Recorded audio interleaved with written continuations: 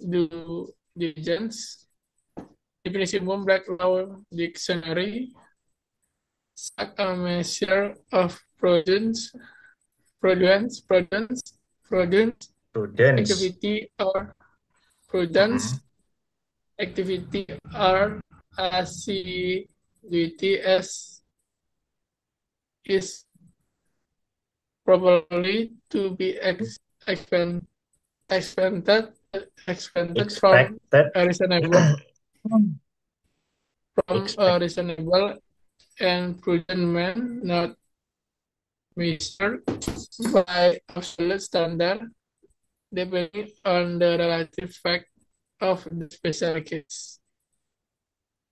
Terjemahan bebas, suatu ukuran kehati-hatian aktivitas dan ketekunan yang secara wajar diharapkan dari seseorang biasa dalam kondisi tertentu, tidak ada standar mutlak, melainkan tergantung pada fakta situasi khusus dari kasus tersebut. Due diligence dalam transaksi korporasi merupakan investigasi menyeluruh terhadap aspek hukum finansial operasional dan keuangan suatu perusahaan atau objek transaksi sebelum dilakukan suatu korporasi seperti merger, akuisisi, penawaran umum saham atau IPO, joint venture, dan lainnya. Nah, jadi ini pengertian due diligence dulu ya. Kalau due diligence kan berarti uji tuntas secara umum ya sebenarnya. Nah, jadi adalah such a measure of prudence, activity, or assiduity as is properly to be expected from blah blah blah a reasonable and prudent man, not not measured by absolute standard, depending on the relative facts, the special case. Jadi sebuah ukuran dia itu. Eh, Tolak ukur ya, berarti ya, suatu ukuran kehati-hatian, kemudian dia ada juga sebuah aktivitas ya pastinya, dan juga ketekunan, artinya dia secara eh, sistematis ya, secara rajin, namun juga wajar diharapkan dari seseorang yang bijaksana, orang yang bijak dalam kondisi tertentu gitu. Ini masih ngawang-ngawang ya, kalau ada menurut Black's Law. Tidak ada standar mutlak, melainkan tergantung pada fakta dan situasi khusus dari kasus tersebut gitu. Jadi eh, standar mutlaknya nggak ada gitu loh. Harus ini, harus itu dokumennya nggak ada. Yang penting Hmm. dia membuat sebuah aktivitas ya, yang dalam aktivitas itu berdasarkan prinsip kehati-hatian dia gitu. Dan itu dia jalankan secara tekun dan juga secara wajar gitu. Artinya apa? Nggak bisa Dia nggak bisa asal-asalan ya kan, dia nggak bisa apa,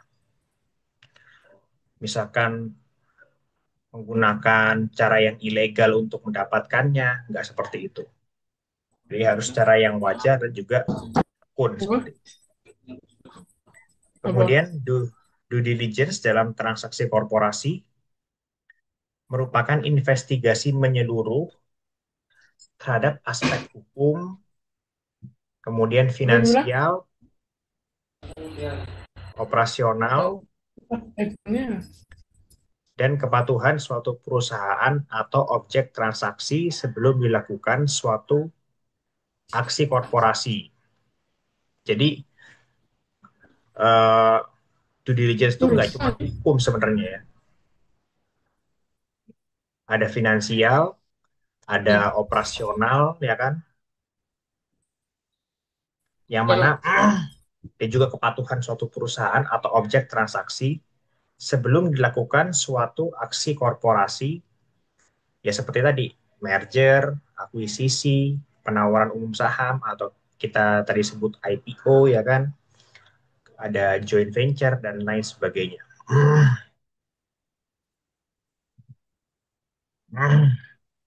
Nah, sekarang LDD. Silakan. pengertian legal diligence atau LDD, legal diligence adalah investigasi terhadap usaha aspek hukum yang aspek finansial serta aspek operasional dan sifat dari suatu perusahaan terkait. Yang penawaran atau transaksi korporasi lakukan keputusan HKHPM. Apa nih Pak? HKHPM Pak? Coba nanti dicari apa itu HKHPM. Tapi kita baca dulu. Nomor Hmm, 1/HKPM 2005. Pemeriksaan secara dari segi hukum oleh konsultan hukum terhadap perusahaan atau objek transaksi dan suatu tujuan transaksi untuk memperoleh informasi atau fakta material yang menggambarkan hukum perusahaan atau objek transaksi tersebut. Nah, coba Mas Bain ketik apa itu HKHPM sekalian saya jelaskan. Nah, pengertian, nah ini lebih spesifik ya, LDD ya. Nah, definisi legal due diligence, investigasi terhadap terhadap usaha, aspek hukum, dan aspek finansial. Kurang lebih tiga ya. Apa? Himpunan Konsultan Hukum Pasar Modal, Pak. Mm-mm. Aspek finansial serta aspek operasional dari suatu perusahaan terkait dengan penawaran efek atau transaksi korporasi. Jadi investigasi berarti kan secara mendalam ya, mendetail, kemudian kritis ya kan. Kalau investigasi itu runut ya kan, sistematis, terstruktur ya kan, terhadap apa? Terhadap usahanya, usaha si perusahaan tersebut, aspek hukumnya, aspek finansialnya, serta aspek operasionalnya dari suatu perusahaan terkait dengan penawaran efek atau transaksi korporasi. Kemudian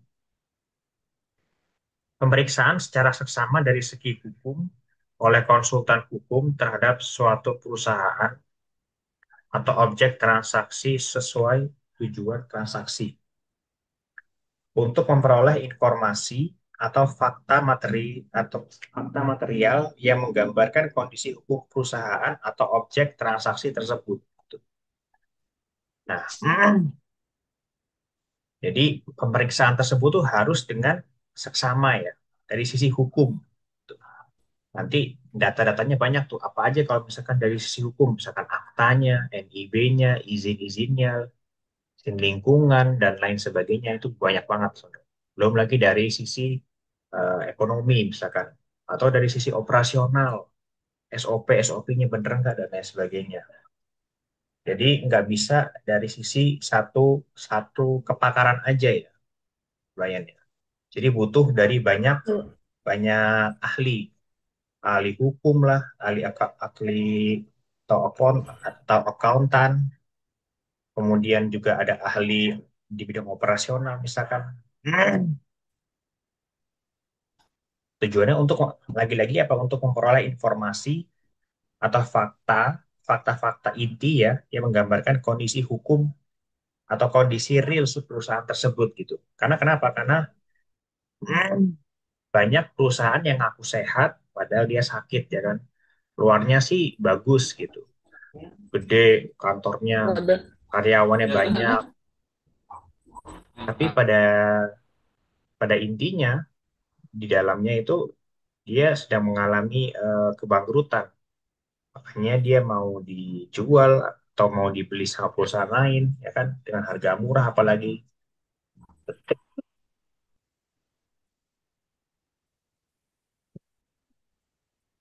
Tujuannya silakan.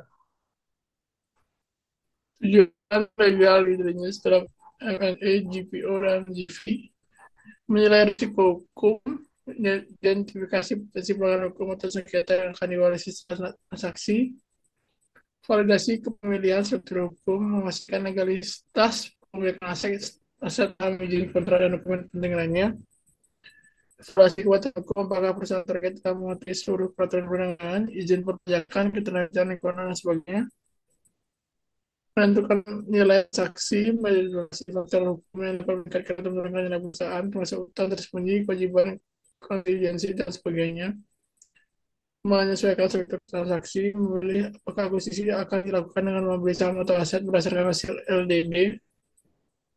Sebagai alat negosiasi, hukum dari LDD bisa digunakan untuk negosiasi harga, jaminan rentes, klausul ganti rugi atau indemnity. Nah, jadi tujuannya adalah yang pertama itu menilai risiko hukum.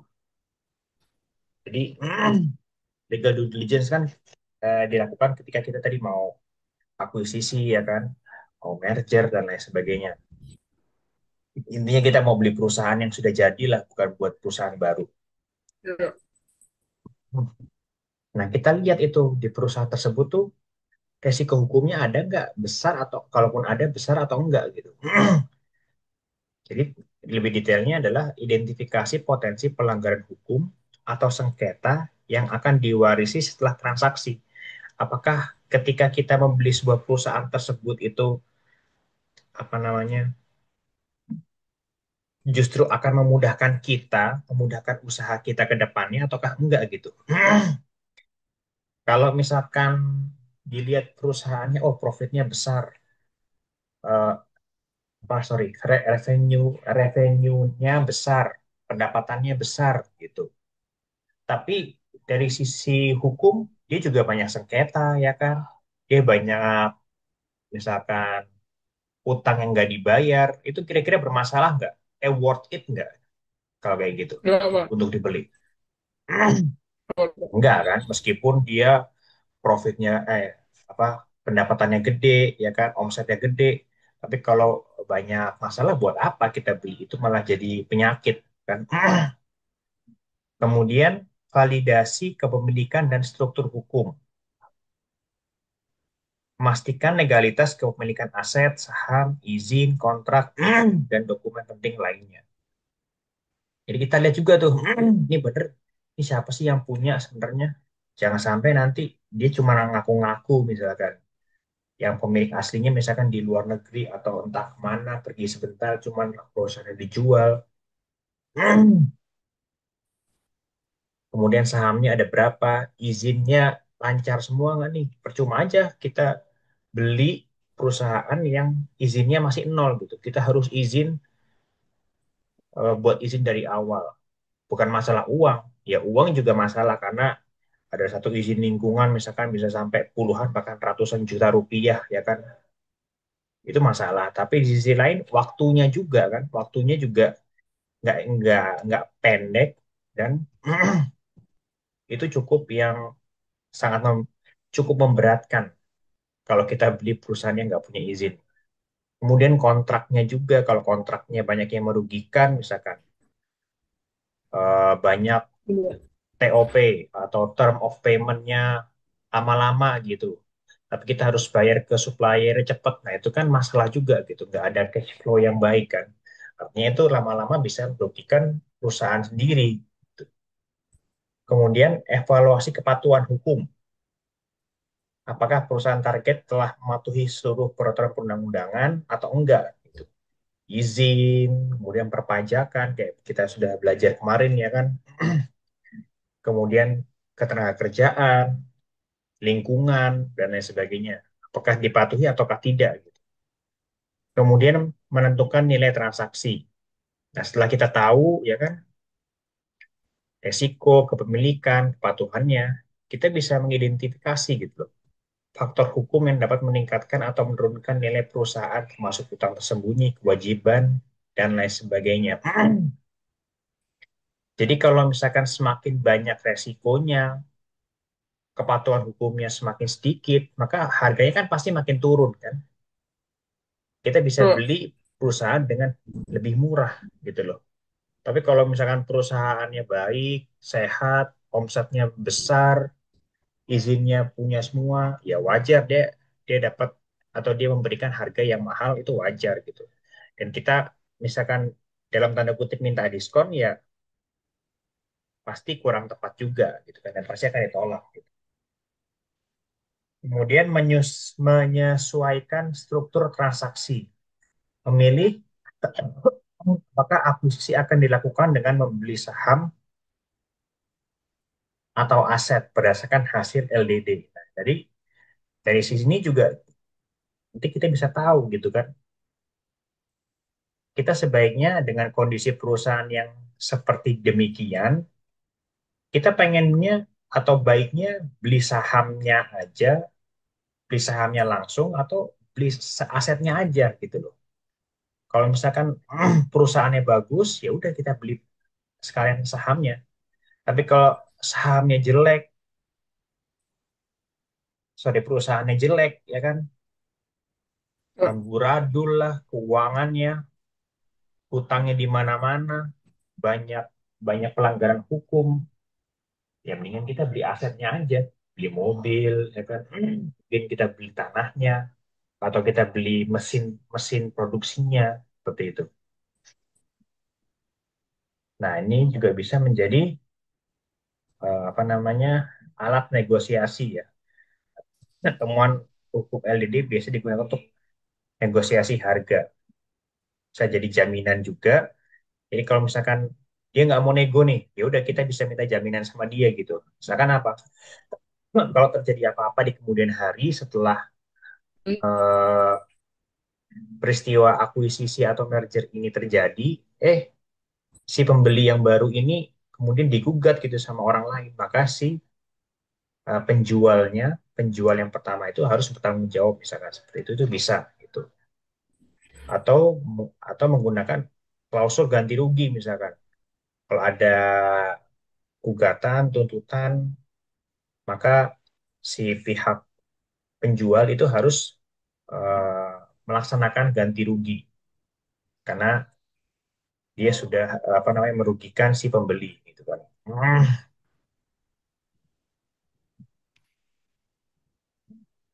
Nah, ini lebih detail lagi. Silakan. Baik. tujuan legal due diligence dalam M&A, IPO, dan CV menilai risiko hukum. Pertama, menilai risiko hukum LDD dilakukan untuk mengidentifikasi potensi risiko hukum yang mungkin diaktifasi oleh pembeli setelah transaksi. Risiko ini meliputi sekitar tarif, apakah perusahaan sedang atau berpotensi terlibat dalam perkara perdata, pidana, atau tata usaha negara, pelanggaran hukum masa lalu seperti bank lingkungan, pajakan, dan tenaga kerjaan, kewarisan kewajiban hukum, misalnya tanggung jawab kontraktual yang belum diselesaikan atau gugatan kelas action yang belum lalu. Contoh perusahaan terikat kontrak eksekutif, eksklusif, yang membatasi keterbatasan usaha, ini dapat menjadi liability setelah transaksi. Nah, yang pertama adalah nilai resiko hukum tadi ya. LDD dilakukan untuk mengidentifikasi potensi resiko hukum yang mungkin akan diwarisi oleh pembeli setelah transaksi. Resiko ini meliputi sengketa aktif ya. Apakah si perusahaan itu punya perkara perdata, pidana, atau tata usaha negara yang sedang berjalan. Nah, cara ngeceknya kira-kira di mana, Mas Bayu? Kalau ini, Di cara ngecek. putusan di web, Apa? Gimana? Pak, Gimana? di berita di Google, di Betul, bisa juga. Tapi yang lebih valid kemana? pengadilan. Betul, pengadilan kan, minta data ya kan. Minta data apakah perusahaan ini terregistrasi sebagai pemohon atau tergugat atau penggugat gitu. Nah, itu pasti eh, tahu tuh. Kemudian misalkan dia sudah pernah berapa kali di sidang, ya kan, bisa dilihat dari putusan di web, atau bisa juga langsung minta ke pengadilan, juga bisa. Kemudian pelanggaran hukum masa lalu, seperti pelanggaran lingkungan, perpajakan, ketenagakerjaan. Nah, resikonya apa? Kalau misalkan ada pelanggaran hukum masa lalu, kayak kayak pelanggaran lingkungan, contohnya apa? Maksudnya apa kerugian atau sanksinya, kira-kira? Denda mungkin Pak, kalau udah ketahuan denda.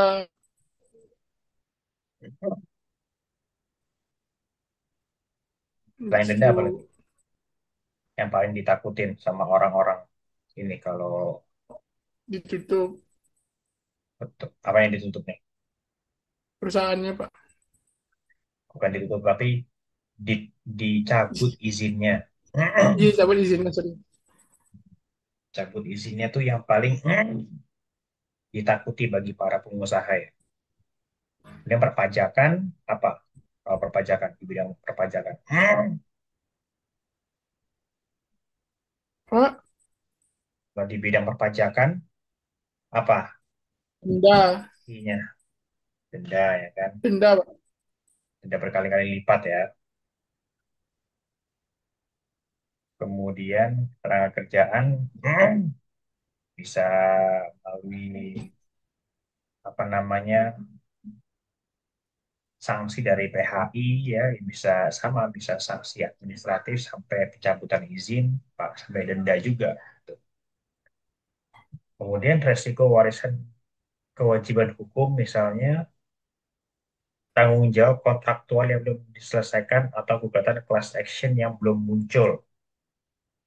Jadi misalkan sekarang emang dia lagi nggak ada Hmm. sengketa nih, tapi si, si pemohon atau si penggugat tuh dia lagi nyusun gugatan nih, dan si pembeli itu nggak tahu kan, si orang yang melakukan LDD juga nggak tahu gitu. Nah ini resikonya atau kemungkinan juga bisa terjadi gitu. Contohnya jika perusahaan target terikat kontrak eksklusif yang membatasi kebebasan usaha, ini dapat menjadi liability setelah transaksi. Jadi kalau ada kontrak eksklusif ya, ini juga juga bisa menjadi apa bumerang juga buat diri dia sendiri ya. Kemudian silakan saya. Validasi kepemilikan dan struktur hukum. LDD juga bertugas untuk memastikan bahwa suatu aset, saham, dan izin dimiliki secara sah dan bisa dialihkan termasuk akta pendirian dan perubahan, sertifikat kepemilikan tanah dan bangunan, hak atas kekayaan intelektual, paten atau merek, perizinan usaha dan izin sektoral, struktur pemegang saham dan afiliasi, tujuan mencegah sengketa akibat aset atau saham yang belum clean dan clear. Nah, jadi memvalidasi kepemilikan dan struktur hukum. LDD juga bertugas untuk memastikan bahwa semua aset, saham, dan izin dimiliki secara sah dan bisa dialihkan. Contohnya apa aja sih? Kayak akta perubahan, akta pendirian, kan? Kemudian sertifikat kepemilikan tanah, bangunan, ada haki, mungkin bisa juga paten atau merek, ya kan? Kemudian perizinan usaha dan izin sektoral yang semuanya tuh kalau sekarang di mana naruhnya, Mas Brian, kita nggak Web, izin web apa namanya? pengadilan negeri, Apa apa Pak? nama Pengadilan webnya? kan? Oh, web, Bukan. aduh, web perizinan tuh, udah lupa saya Pak. Wes, sih.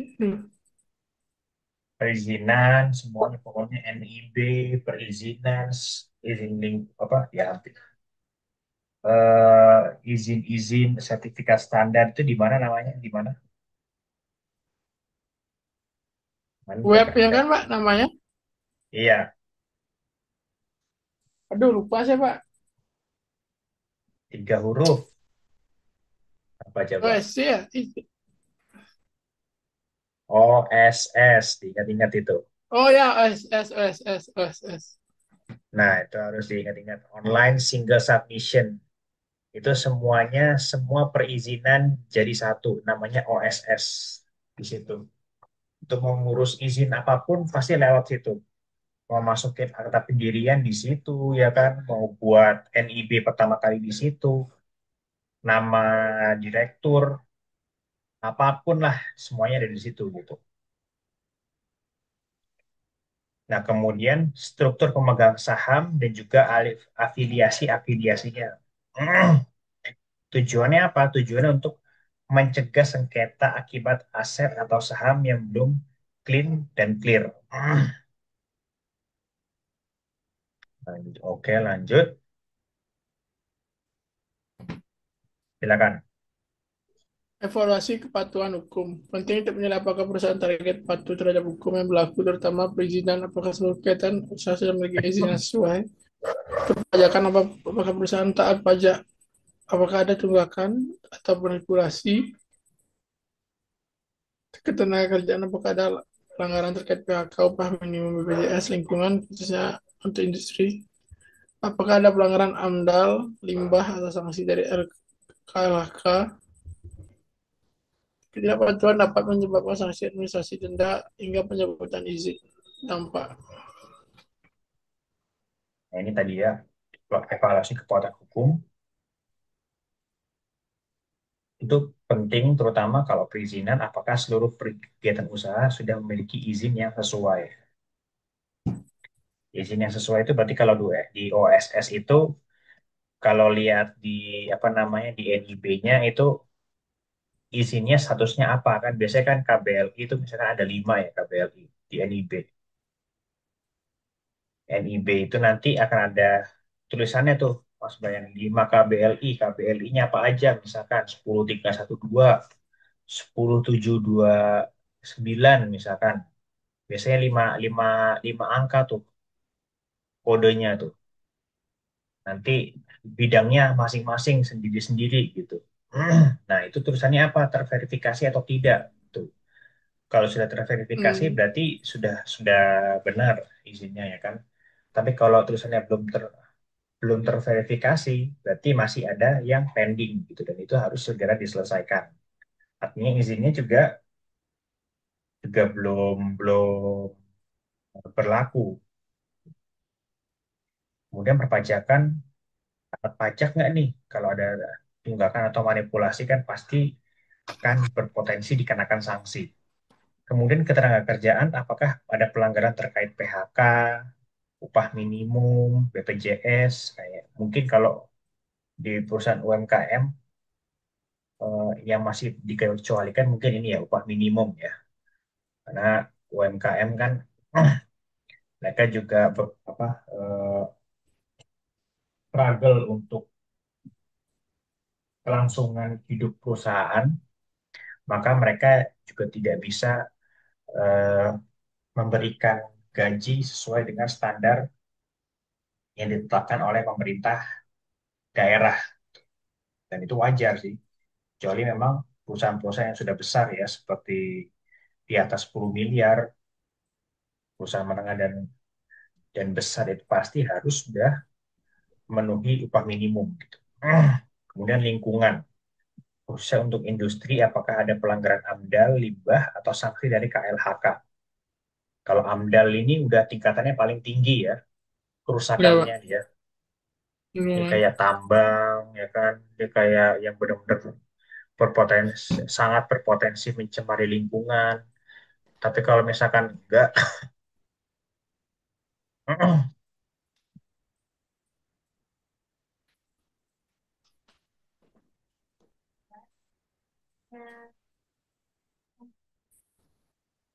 Ya, Pak. Bisa sering. kalau selain AMDAL itu paling cukup dengan mungkin namanya dulu UKL UPL ya, sekarang RKL RPL rinci ya. Itu juga cukup. Gitu. Tapi kalau tapi kalau di bawah itu ya tidak perlu UKL UPL gitu loh. Ada lebih rendah lagi namanya siapa izin izin lingkungan aja nggak salah namanya. Tapi jarang nih patuhnya, Pak. Ya. Di lingkungannya. Paling banyak memang. Belum lagi gas emisi buang ya kan. Yang Belum itu tuh. lagi limbah limbah B3, limbah ekonomis. Itu banyak banget turunan-turunannya ya. Limbah apa harus ada penampungan sementara, harus ada segera dibuang, SOP-nya itu harus benar-benar jelas gitu. Emang yang cukup rumit emang lingkungan sih. sangat teknis Kalau dia. perusahaan tuh untuk sampah listrik itu gimana mereka Pak? Kerja sama PLN itu Gimana? pembayarannya. Apakah kayak ada batasannya gitu kayak perusahaan besar gitu Pak? Berapa berapa wattnya? Nggak ada sih kalau batasan Nggak ada ya besaran berarti ya? wattnya nggak ada. Nggak ada untuk perusahaannya. Mm-mm. Ya tergantung pemakaian aja. Pemakaian yang per bulan berapa, ya itu yang dibayar gitu. Dan kebutuhan perusahaan Hmm, berapa, dia dipasangnya segitu. Jadi nggak ada batasan. Bisa sampai ratusan juta ya kan bayarnya. Bahkan nggak. kalau perusahaan gede banget bisa miliaran. Kemudian ada juga sanksi dari KLHK. Dampaknya adalah ketidakpatuhan dapat menyebabkan sanksi administratif, denda, hingga pencabutan izin ya. Nah ini jangan sampai terjadi ya. Jadi kalau misalkan satu aja, misalkan kita lolos di izin tapi pajaknya bolong, ya Hmm, kita bisa cabut izinnya. Izin lolos, pajak lolos, keterangan kerjaan nggak lolos, izin bisa dicabut. Tiga ini lolos, lingkungan nggak lolos, sama aja izin dicabut. Artinya apa? Artinya semuanya itu harus comply gitu. Nah, dan peraturan itu sangat sangat apa ya? Sangat liquid gitu. Gampang banget berubah, gampang cepet banget ada PP-nya, sehingga harus bagian legal terutama harus sering-sering research ya hmm, peraturan-peraturan terbaru terkait ya keempat ini gitu loh. Apakah ada perubahan ataukah tidak dari pemerintah seperti itu.